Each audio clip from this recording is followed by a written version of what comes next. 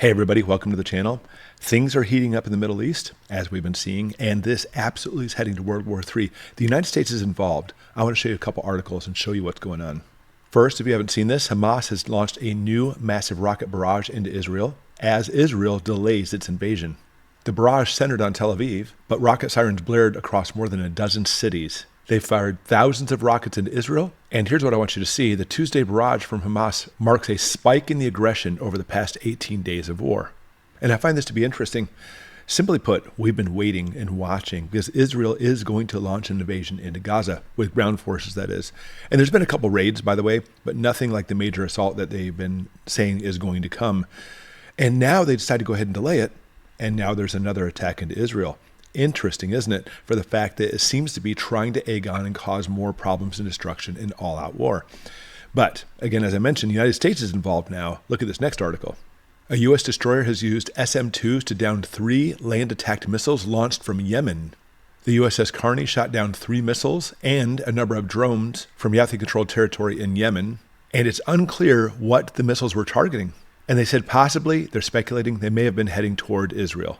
But it must be noted, the interesting part about those missiles is their range. If they used full range on the missiles, they barely would have been able to hit Israel. And it's actually speculated, in fact, investigations are underway to see if this was actually an attack on that ship and not against Israel. And also, our U.S. troops were attacked in Iraq and Syria as a spillover from the Israel conflict. Iranian proxies appear to be stepping up threats as tensions rise on Israel's border with Lebanon. U.S. forces in the region came under repeated drone attacks, including in Iraq. So what it comes down to is we see missiles possibly heading toward one of our guided missile cruisers, and also attacks in Iraq and Syria against U.S. forces. It's escalating and pulling the United States into this. So much so that the U.S. carrier Dwight D. Eisenhower was diverted, as now China has a task force that's deployed as well. The Dwight D. Eisenhower originally had plans to go to the Eastern Med, but now the strike group will go to the Central Command Area Responsibility, which includes the Persian Gulf and Red Sea. This change comes after recent incidents involving U.S. forces in Syria and Iraq, we just talked about that, as well as the U.S. Navy ship downing missiles launched from Yemen. But it's more than that. The China Navy is sending up to 6 warships in the Middle East as well, amid rising tensions from Israel and Gaza. So clearly, as a prepping channel, we've been talking about this upcoming World War III. Personally, I think the war is inevitable, but it seems to be pushing even more from who knows what, the elites, the government, who want this to happen. Not only the United States, not only Israel and Gaza, but of course we see lots of other players coming in from Syria, Lebanon, Iran, and China too. We've talked so much about how China wants to come into play, and now they're sending ships to the area as well. And even more so, the U.S. military is ramping up operations against ISIS in Iraq and Syria. ISIS may be down, but it's far from being out of the picture. And of course, here's a nice picture of MATV. Yeah, obviously it'd be nice to have some of these things that we left in Afghanistan for this whole situation. But now literally these may be the vehicles that are being used by ISIS, who is now regrouping. Listen to this. U.S. Central Command announced on Thursday that the U.S.-led coalition and partner forces had conducted 43 missions against ISIS in January in both Iraq and Syria. So as the Middle East is heating up, oh yeah, by the way, we've been doing operations there for, quite some time now.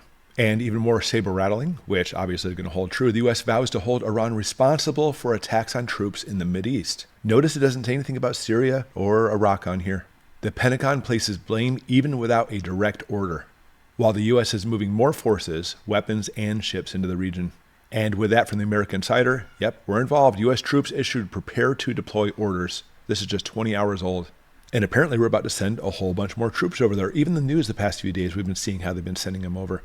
Well, obviously they've already been there if they've already been doing operations both in Iraq and Syria, but now we're about to send a lot more over there as the U.S. gets deeper involved into this situation.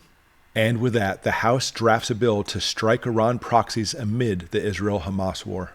It is something we have to prepare for if Hezbollah decides to get involved. The administration does not have the authorization to hit any Iran proxies, and it doesn't matter if it's Hezbollah, Hamas, Shia proxies in Iraq, they do not have authorization under the law to attack. So now a bill is being drafted, authorization for the use of military force with full backing of United States Congress.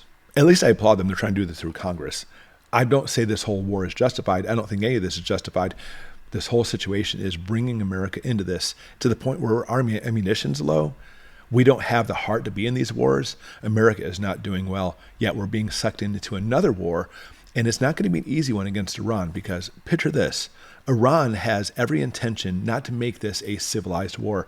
Their overall goal is to nuke Israel, to nuke the United States. That is what they want.